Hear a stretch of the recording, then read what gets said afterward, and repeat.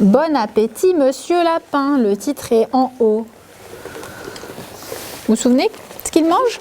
Des carottes. Des carottes. Oui, mais le problème, c'est qu'il n'aime plus les carottes. Alors, il quitte sa maison pour aller regarder dans l'assiette de son voisin. Il a fait comme nous pour la semaine du goût. On a regardé dans l'assiette de son voisin. Ah oui. Que manges-tu? Demande-t-il à la grenouille. Je mange des mouches, répond la grenouille. Pah, dit Monsieur Lapin. Alors, comme enseignante, j'aimerais bien me voir en chef d'orchestre.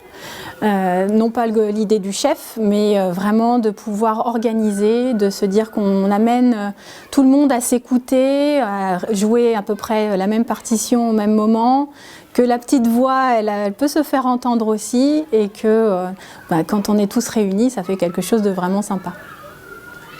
Alors le projet numérique sur lequel je travaille actuellement, c'est essentiellement le blog de la classe. C'est né suite au confinement, suite aussi à une problématique qu'on a avec les classes de maternelle où on n'a plus de cahier de liaison.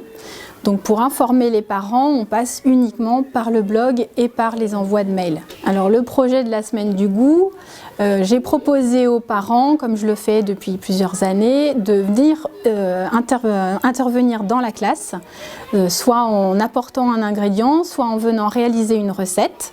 Donc les parents ont pu s'inscrire via un Google Doc qui rendait accessible à tout le monde. Donc je me suis lancée dans le Google Doc que je ne maîtrisais pas du tout. Et puis le tableau s'est rempli rapidement avec tous les créneaux qui étaient dispo. Et ensuite les parents sont venus dans la classe. Et maintenant j'ai pris des photos, on a fait des dictées à l'adulte avec les enfants et en vue d'une publication sur le blog avec un petit retour de certains parents, pourquoi pas. Les photos qu'on avait pris pendant la semaine du goût. Moi, je vois pas bien. Tu vois pas bien. Est-ce que comme ça tu vois mieux? Moi, je vois mieux comme ça. Alors, qu'est-ce que tu vois sur la photo? Alors, les objectifs, c'est essentiellement le partage, la visibilité de l'extérieur, et puis voilà, d'essayer de se remettre des petits challenges un petit peu tous les jours, et puis de se dire que les enfants, même s'ils sont tout petits, ils peuvent analyser des photos, ils peuvent se reconnaître dessus, ils peuvent avoir des mots très utiles pour pouvoir parler à leurs parents, et du coup développer le langage. Tu aimes bien aussi? Donc, il n'y a pas que Victor qui aime bien. Moi, j'aime beaucoup ça. Beaucoup. Ah, c'est mieux que j'aime bien encore. On écrira beaucoup alors.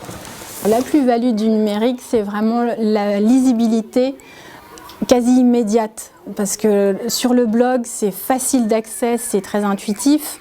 Donc, ça prend 3 minutes de pouvoir partager avec les parents. Et c'est vraiment dans l'instant, et les réponses ne sont pas toutes dans l'instant, mais on a de chouettes échanges avec les parents. Alors, c'est votre deuxième intervention dans ma classe. L'année dernière, j'étais vraiment assez réfractaire à l'idée du numérique et de laisser entrer le numérique dans la classe et en moi. Et c'est vrai qu'il y a eu une petite bascule qui ne s'est pas faite facilement, mais qui se fait de plus en plus parce que voilà, on est entouré par du numérique. On se rend compte que quand on perd un petit peu de temps à chercher et à essayer de trouver des solutions avec le numérique, au final on en gagne et on a un outil qui est vraiment à la fois facilitant et en plus facile d'accès pour la plupart du temps. On devient à la fois acteur et puis spectateur de ce qu'on a fait aussi, parce qu'on a eu un vrai retour sur ce qu'on a pu faire. Et ça, c'est assez intéressant, d'avoir une petite capacité à relire sa pratique, c'est pas mal.